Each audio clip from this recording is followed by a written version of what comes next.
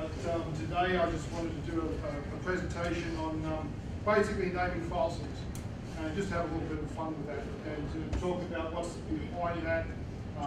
There's rules, and some of the fun ways people try to sort of skirt the rules a little bit, if you will, and the names that result from that. But what's in a fossil name? And there really is a fossil out there called Lucigenia. It's one of my favourite ones. And we'll get to it in a little while, and you'll understand why it was given the name it was given.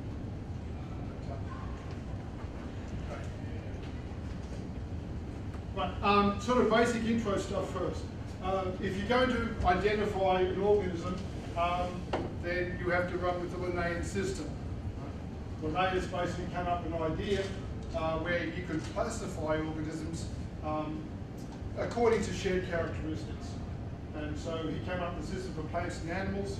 This was in the 1700s when Europeans especially were getting out, going all over the world, finding all sorts of cool new animals, new plants and everything else. And he basically was trying to come up with a way of getting a structured way of naming these things. It's all based on recognised similarity. So things that look similar mean that they are probably similar organisms. The requirement is you've got to have a binomial nomenclature, which means two-part names. And typically it means genus and species. So for us, it's Homo sapiens. For Tyrannosaurus, it's Tyrannosaurus rex is the most common species that we know about. Tyrannosaurus takes too long to say, so most people shorten that to TRex most of the time. Okay, Felis domesticus, the Felis leo. And anybody know the difference? Yeah, one you want a pet? What's Felis leo? A lion, yeah. So maybe not pet. And so the classification is set up in reducing order from, we have a domain and kingdom, phylum, class, order, family, genus, and down to species. Sometimes people go to subspecies. So we are actually Homo sapiens sapiens when it comes down to it. Right, words are no fun, so here's the picture. So for our group vertebrates, we have the subphylum Vertebrata, which we all share backbone. Class Mammalia, typically hairy. And we have mammary glands, at least some of us. Order Carnivora. What's that mean? Carnivorous. Right, they want the 3-meat treat every time. Okay? Yeah. Right, family Canidae, we're talking about canids, the teeth. So all these are shared characteristics of these things. Then finally down to genus Canis, so we're talking about a dog, and then we get to the trust, we've got the coyote. Right, so you have this hierarchy of names. Right, when you do the names, you're actually supposed to either underline or italicize the name to make sure that everybody understands you've got genus and species. Genus is capitalized, species is not. So that would be the formal spelling for Tyrannosaurus rex. Right? That translates, of course, to the kingdom of tyrant lizards. And we're going to go through a whole series of names, and people get to use the names, come up with their own names, and play with that a little bit. So you can have names based on characteristics of the animal. Sometimes it's where they come from. Sometimes it's just sort of fun things to do with the names as well. And that's really what I want to talk to you about today. It's the fun things. All right. This is not a T-Rex, this is Allosaurus fragilis. Right, what's the difference? Right, Trivial Pursuit, yep, no difference between these two guys. What do you look for? Count the fingers. How many? 3. 3. All right. Want to go back? 2. All right. So you'll slay them every time for that one. Okay. Allosaurus fragilis. Right, different, delicate reptile. Right, I don't know what's delicate about this, but this is a big dude. But anyway, a little bit of whimsy in there, perhaps. All right, now Linnaeus was setting up his system for live things. Right? It was a biological classification of plants and animals. So we're going to talk about definition of the species for start. And this was actually done by Buffon, another Frenchman. And he said, okay, this species is going to be a separate entity, not able to interbreed, right, and has to produce viable offspring with others. Right, so you're not going to get dogs and cats being the same species because of this. Okay? Now that means you have to see the organism interbreeding or breeding and having successful offspring.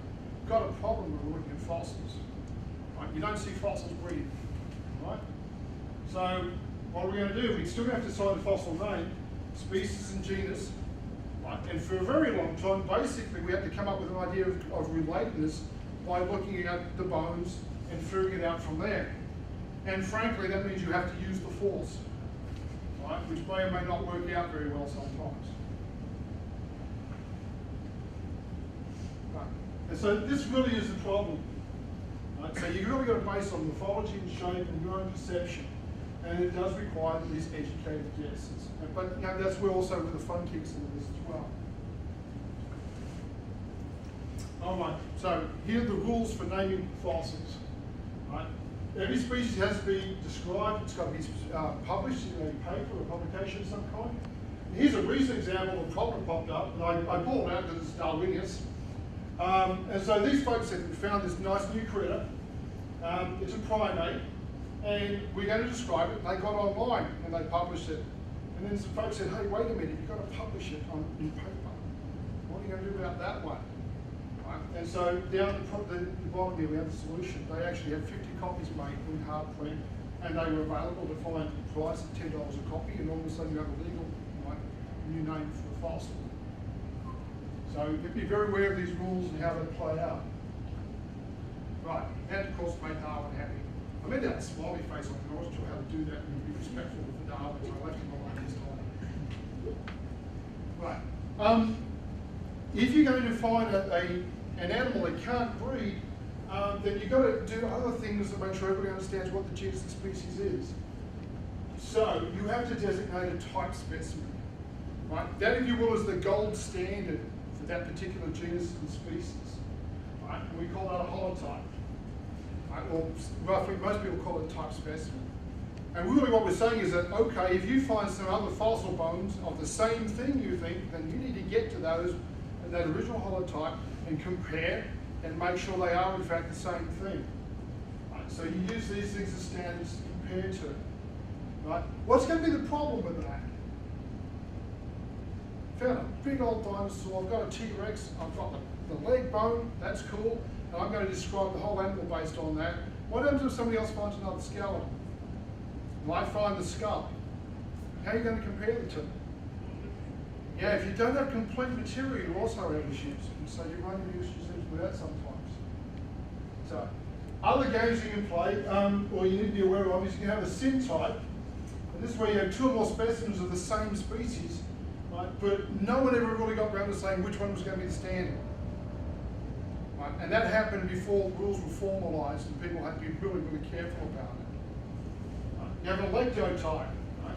So the type specimen this time is newly defined for the species, but it was described before these regulations came into play.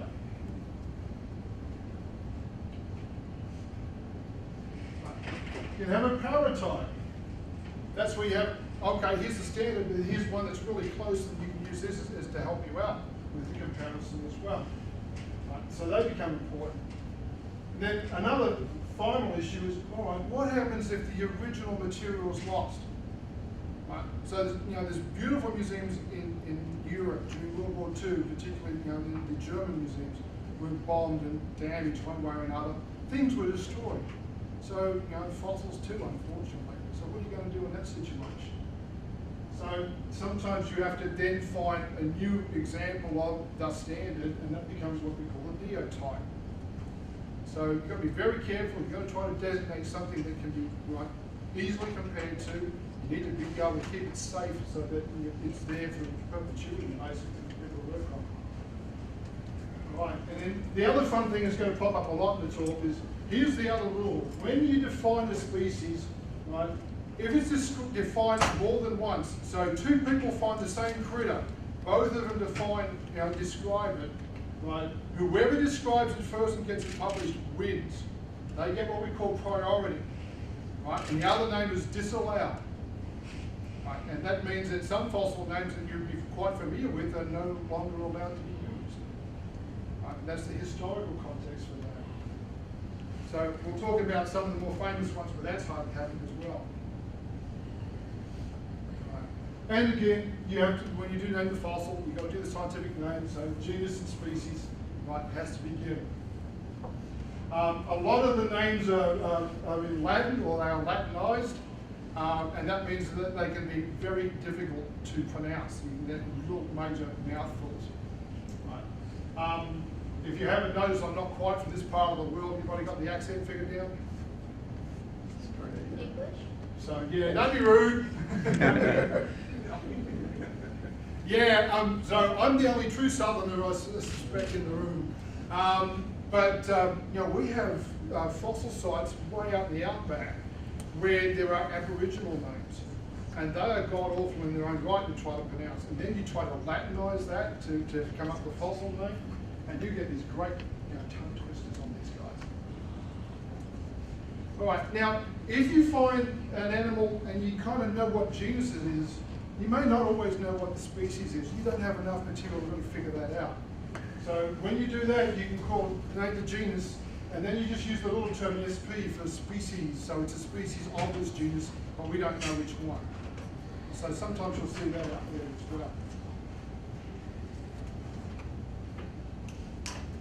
well. Okay, here's the fun part. How are you going to choose a fossil name?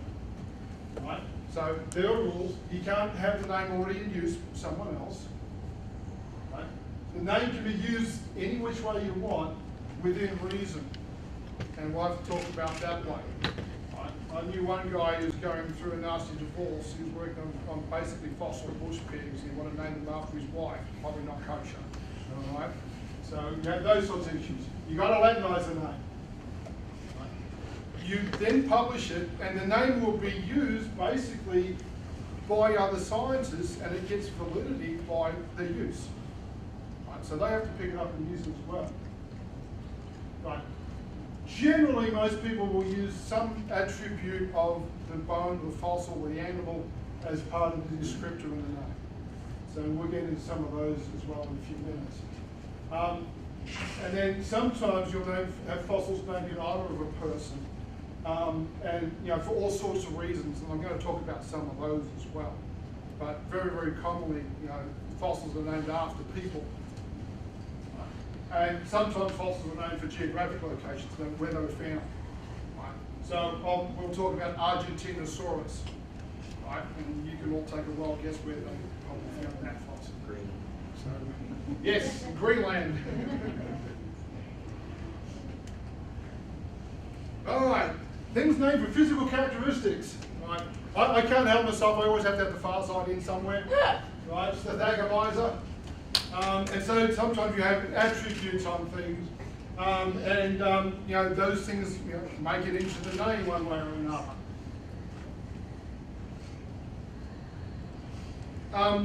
This is one of the very first dinosaurs ever found, right, in the mother country, right, back in England.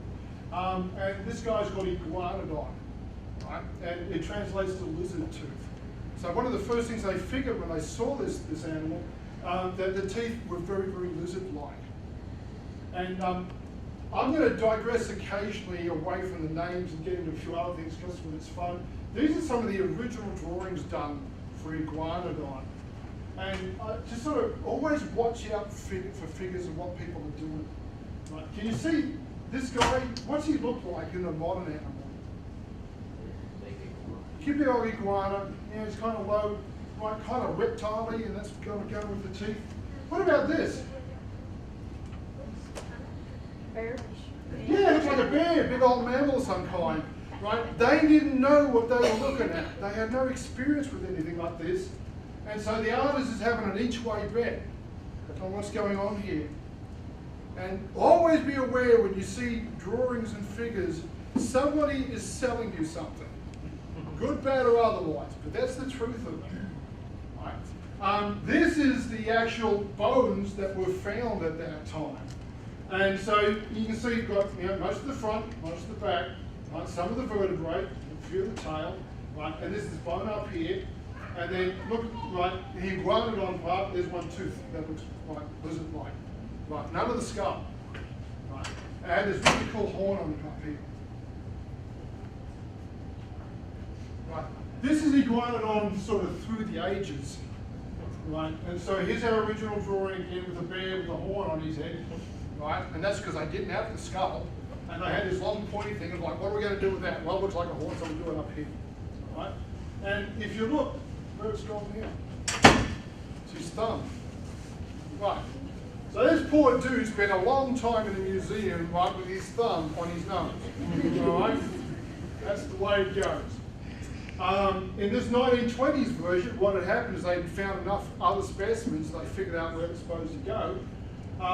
They weren't too sure because it was so pointy, right? He looks like he's trying to thumb a right. I mean, you know, he's doing this number, right? And then in the 1990s, there were a few, quote, rogue paleontologists in their day, if you will, who were trying to sell the idea that dinosaurs were not slow and cumbersome and kind of, you know, dumb animals.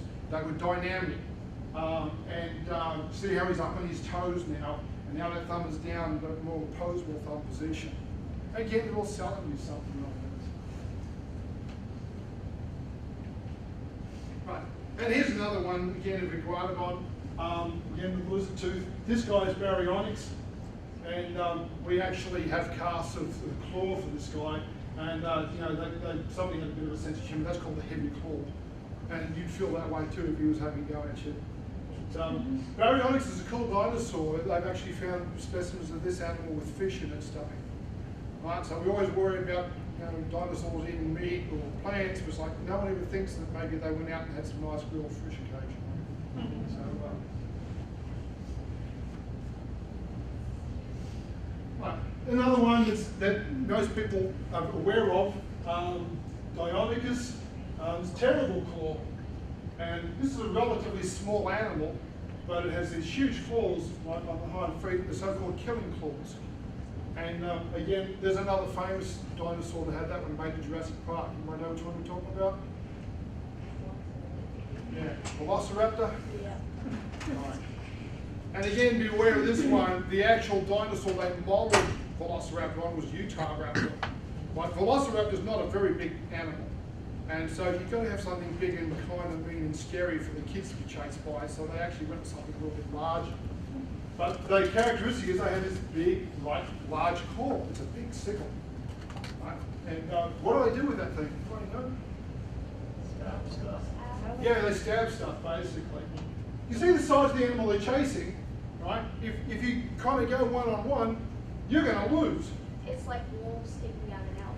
Exactly. They work in packs, and they do it smart.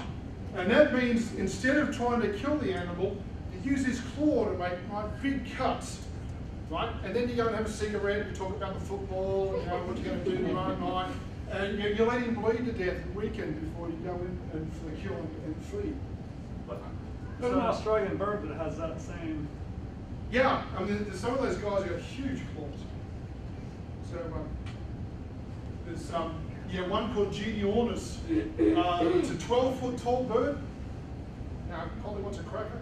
Now, right, everything on that. Huge. Okay, another name, Pachycephalosaurus.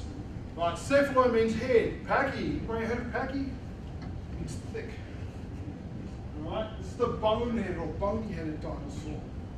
Right. So, and it has this amazing skull on it. And, you know, nice artist drawing there. What do you do with a skull like that?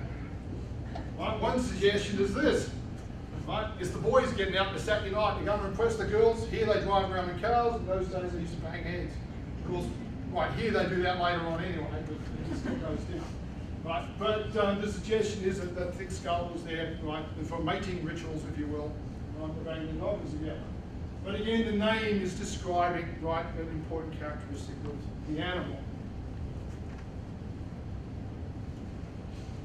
Right. I love this artist drawing, Whitewall. He wanted to show that the bird was small, right? It was also short-lived, right? So small for a little bit of prey for this one, right? They're making a bad life decision with that large dinosaur. Right. Human fossils have the same thing. This is Homo habilis, right? That translates to handyman. Any guesses what they found with these skeletons? Yeah, tools. Yeah. It's like, yeah, which one would I go for? I know. So can't leave out the ladies either. So yeah, so the fact that we found tools associated with that, the name is trying to tell you something about the important attribute of these guys. All right. Sometimes fossils are named for people. Whoever discovered the fossil will often go that way. People who worked on the fossil material. Sometimes when they supported the research. Right, so we can do this in grade. Larry Bristol used to work as an instructor in the geology program. And he also worked out at grade. He actually had an interest in invertebrate fossils. And so we have Larry Bristol holding the stick for us here. When the red panda here was found, his name was incorporated into this. So he was actually out there and actually found some of the material. That's right. So to basically give him a congratulatory heads up, if you will, we went for the name. Too many words on this one, but my name is Whitelaw, and yeah, as an undergraduate, I worked as slave labor, as we all do for other faculty. And my job was to take large blocks of limestone and put them in acid baths, and the acid would eat the rock a little bit faster than the bone. And we got a whole bunch of marsupial fossils out of these sites. One of them turned out to be a brand new animal not known to science, and so the professors I was working for named that one after me. So even us, grovelly people can get named occasionally with these things. But, and if you want to really know, I'm named after some teeth. So, I used to work for the Melbourne Museum, and we would go after dinosaur fossils in rocks about 115 million years old, east and west of Melbourne. And during the summer, we'd have 3 months clear as students to go down and work these sites. And the cool part in Australia is that in the summer, most people prefer not to work, all right? And so Atlas Copco was a mining company. They supplied jackhammers and drills and so on. And the honest truth is they actually had nothing to do with that equipment during a lot of the summer. And so Bill Loads was the manager of the, basically the Melbourne office, if you will. And so we approached him because these dinosaurs were in sandstone that was like concrete. And you've seen people getting out there with their little brushes and trowels and doing that good thing with bones. We were using jackhammers and dynamite, right? We were blowing things up to get to the bones. And so we approached Bill, and he said, I'm going to loan you equipment. So he got a tax write-off, and we said, we're going to get everybody down, and they're going to, the news and media, and they're going to film us digging, and we're going to wear Atlas Copco t-shirts and hats, and you're going to get lots of free advertising. And in fact, we even approached the local media to get them to come down. And they came down in their helicopters and they all filmed each other.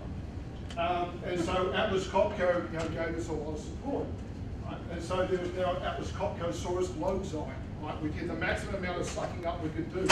Right? And that kept things going. And Bill really liked this. So he would bring down oil, lubricant for the drills and the jackhammers. And he would also bring lubricant for us. And large trailer loads of lubricant. And we did very well under him. And so, these things sort of work very well. We used to do the media all the time because they really liked the press. And we approached all the television stations in Melbourne. And they all kind of declined to come down. It was about 100 miles down the coast. It was too far to climb. So one of them said, we'll send the chopper. So Channel 7 sent their chopper down. So Channel 9 heard about that, so they then sent their chopper. And then Channel 2, and then Channel 10, right? What we were trying to do at that point is the rock was on a rock platform and we had to get it lifted out before the winter storms came and took it away. None of them would help us out, but we approached the Victorian police and they sent their rescue helicopter down there. And right, so the headline was, Victorian police saved dinosaurs, right? And they all filmed each other doing this. And we had 5 helicopters and 2 planes circling around over there. Right? And it kind of leads into this. Pat and Tom Bridge were the 2 profs that I worked for in Melbourne. You know, the sites were highly unusual, so we found lots of different, you know, new dinosaurs. And so they have become quite prolific namers of dinosaurs. And so I thought I'd sort of run with a few of these things. And you know, some of the names of this Apatosaurus there. We have an Allosauride, which means it looks like an Allosaurus. It's only about 6, maybe 7 foot tall. It's a pygmy Allosaurus. It's very small. And we think maybe because it's living so close to the South Pole. Right, Australia's blue wave Antarctica have been moving north. So these dinosaurs would have been within the Antarctic Circle when this was happening. But they had 2 kids. One of their children was Leallan. So we have Leallanosaurus. Right? And in fact, the reason we found that is Leallan was just a little type, total pain in the rear end. Mum took her off to get her away from us while we were working, and while she was doing that, they actually found another fossil outcrop. And some of the stuff that came out of that, right, was a new, small little dinosaur, so we call it the Leallanosaurus. Right? So they also had another kid, Tim, so we have Timimus. Right? So got the kids right in there. And then we got Quantosaurus in here as well. Anybody figure that one? Yeah. So, yeah, so the names come up. Other people just do it with celebrities. Right, so we have Allosaurus. You ain't nothing but a hound dinosaur. Okay, so people like to do things like that.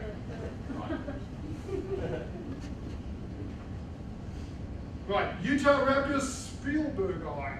Right, again, I'm pretty sure he probably forked over some wood to help out with that. And so we have him being happy with the name as well.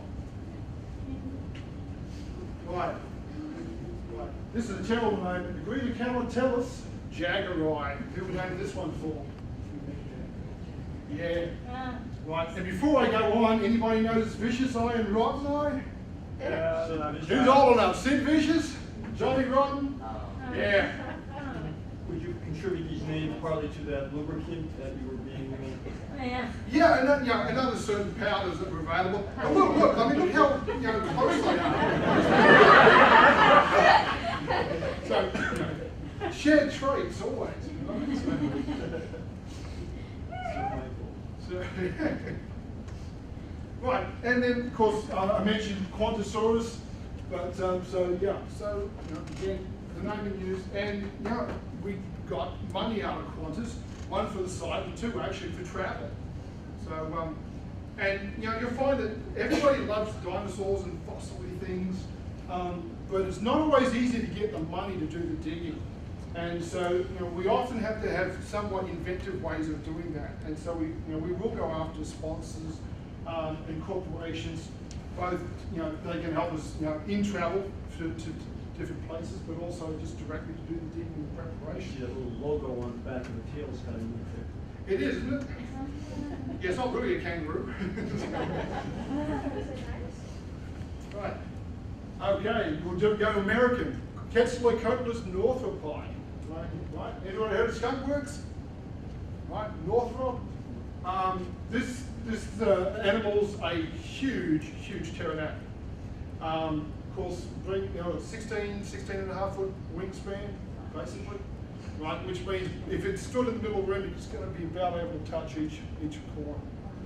Right, that's a big bird, right? And I use the term bird a little bit loosely. But, so they named that one for Northrop.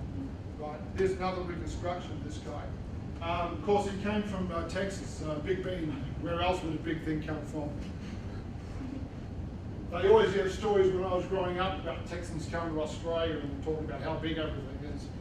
And, ours is bigger than this and ours is bigger than that. So the Australian points out big kangaroo going by, that's one of our grasshoppers. Right, sometimes just pure whimsy, right?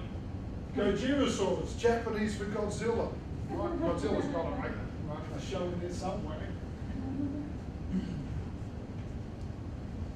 Right, you can't get away from Harry Potter these days. Like Draco Rex, Hobbs here. Right. So, a lot of names are pretty readily able to be used. One of my favourites is another Australian one, right? Monty Pythonides. Right, it's found in Riversley, which is up in the Northern Territory in Australia. And the story for this is kind of cool in that so the people who were, the editors running the journal were not too sure about this name. They thought that might not be kosher. And so these guys had to explain the name. And they said, well, we've got a big snake, so it's a python. And we found it near a hill. And the hills, of course, in Europe are called monts. And so we have Monty Pythonides, which is total BS.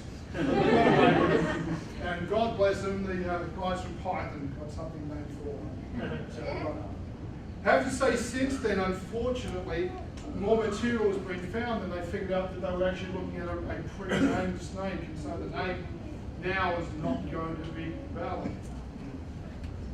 All right, Baryonyx, flying bird. All right, named after, of course. All right, there's Bambi, and there's Thumper. Bambi's got another little flower for Thumper. As soon as Bambi hands it over, he's going to rip his head off.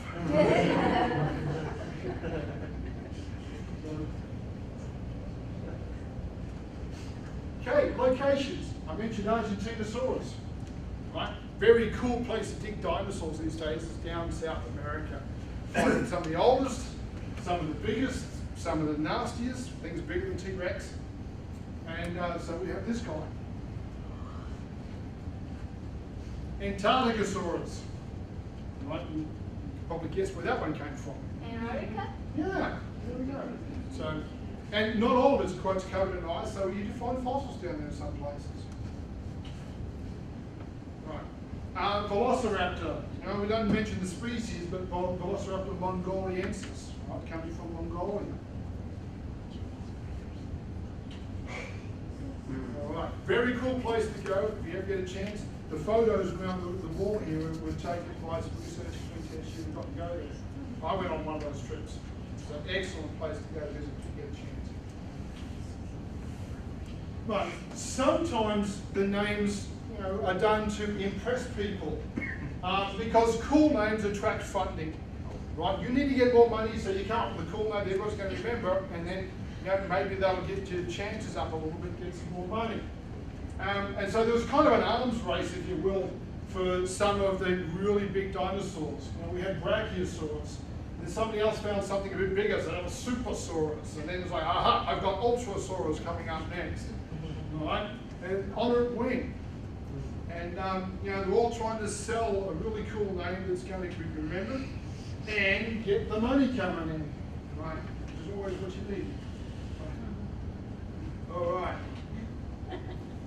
These guys really are big, and I just wanted to throw this in. This is a very old slide. I wish I had a better copy of this, but some of these guys are huge. This is Seismosaurus, right? And there's a little bit of a joke to that one too in a second. But look at the guy in the white coat down here. Right? These are the toes. Right? These dinosaurs, they're digitigrades, which they use their toes as part of the leg as opposed to have it out front. Right? That makes them a bit taller. But that's a big, big animal.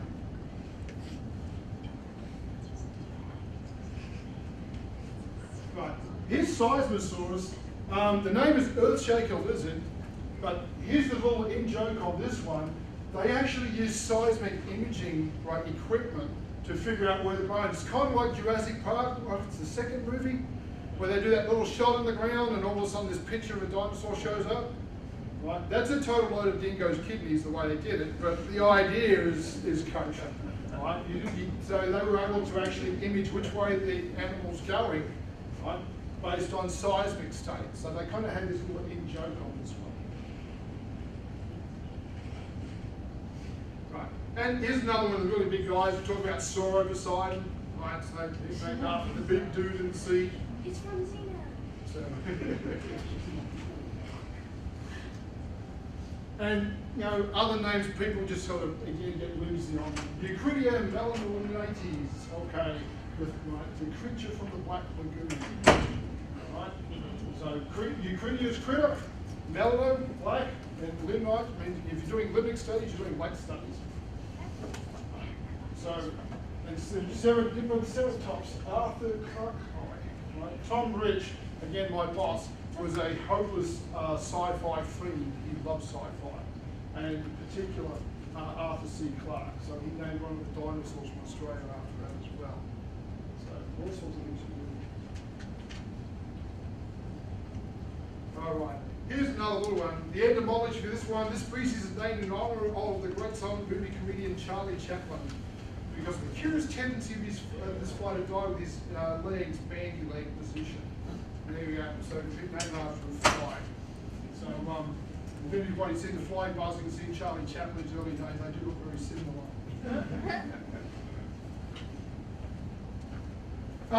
Some animals, because they become so famous, get informal names. One of the ones that most people won't know is Sue, right, the T-Rex, who came to visit here at one point. And it's an informal name, it's not a real scientific name, but you'd say we're talking about Sue the dinosaur, everybody knows we're talking about T-Rex.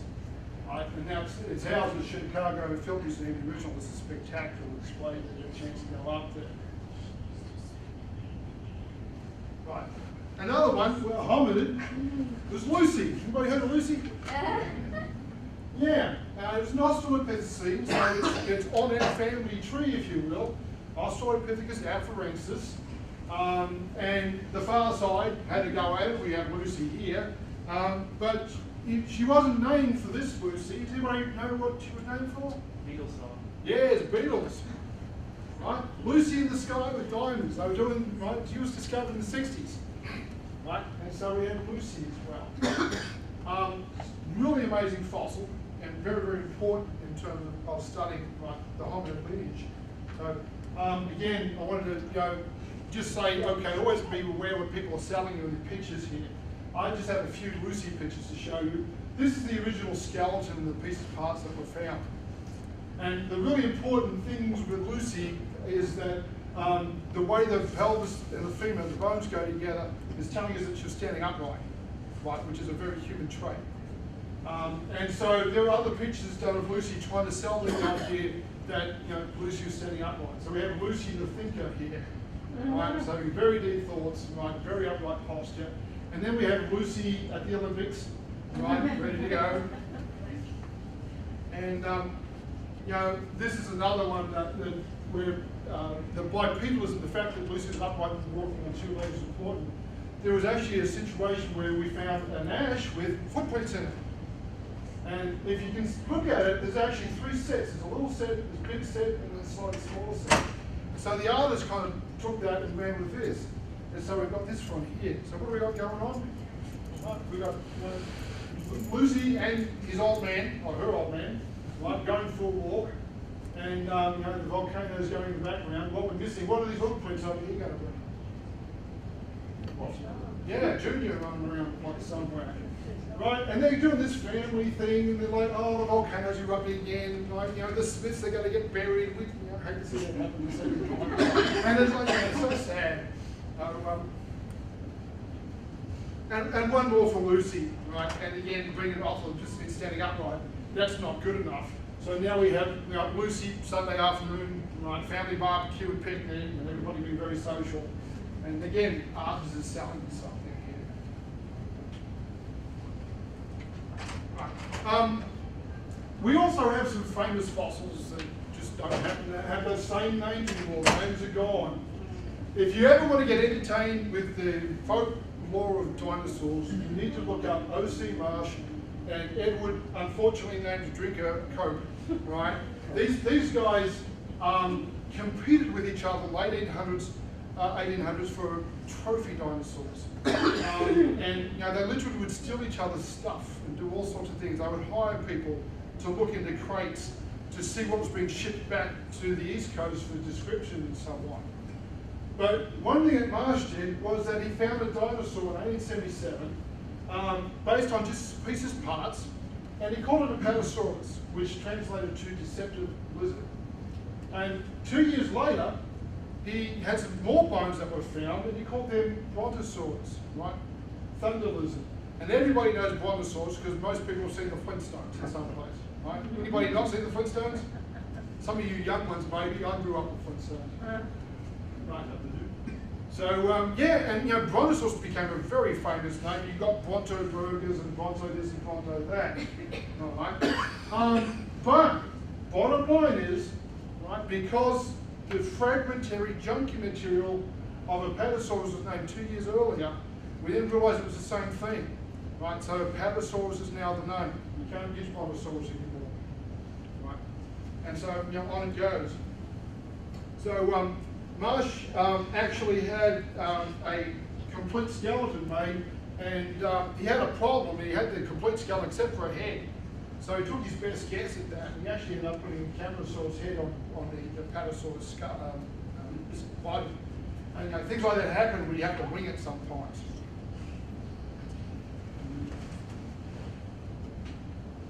Right. This is another drawing of Brontosaurus. I just put this up because it's out of a very famous book, but it's just again underlining how the dinosaurs have changed, or our perception of these things have changed. And the wording, if you can read it, is really kind of fun. Woefully lacking in grey matter, past its days in the warm atmosphere of its watery habitat in more or less solid condition. Right. So where's the other one? Perhaps too unwieldy and too stupid to adapt itself to new conditions. Right. Great hulks of flesh. You're not being very kind to these guys, are they? So this is the way people perceive dinosaurs. And these days we really do think they were more vibrant, far more active animals. And so Apatosaurus is in. Look at this dude, man. He's got his toes in there. He's dancing, right? He's a ballerina now. Head down, everything's pivoting. Big old tail out there. Very, very active, very dynamic. So Brontosaurus out, Apatosaurus in, and he gets a body makeover at the same time. Another famous one is Triceratops.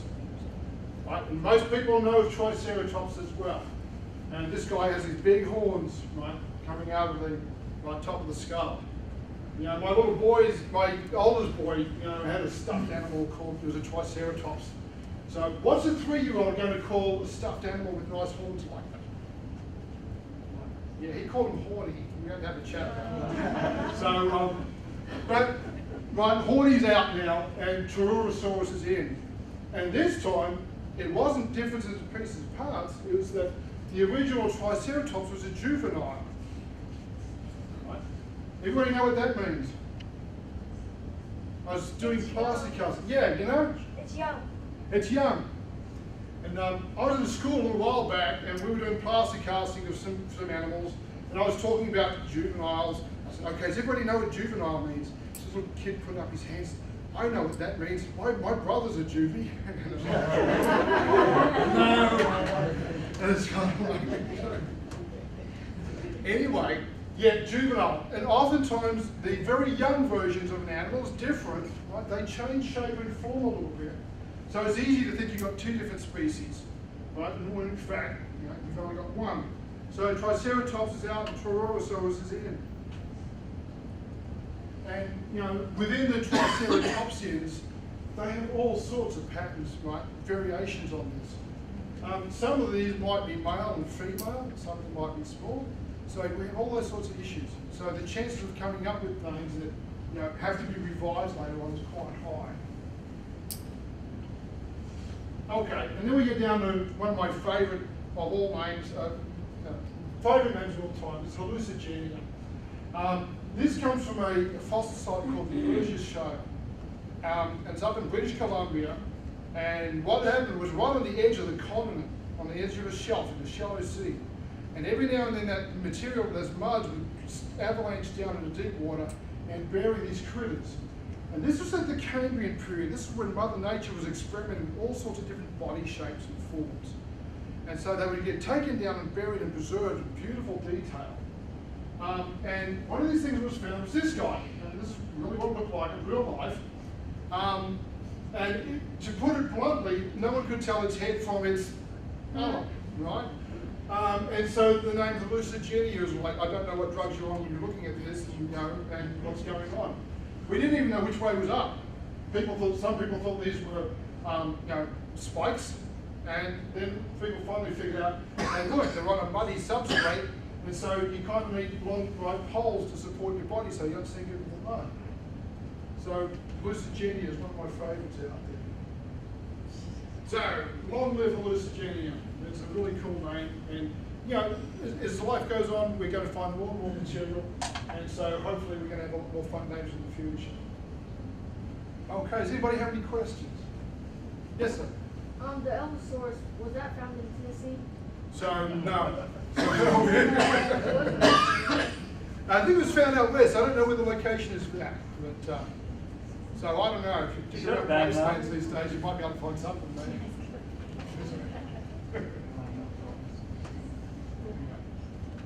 Okay, well, thanks for coming. I'm sorry we had a slow start. That's what happened with the computer.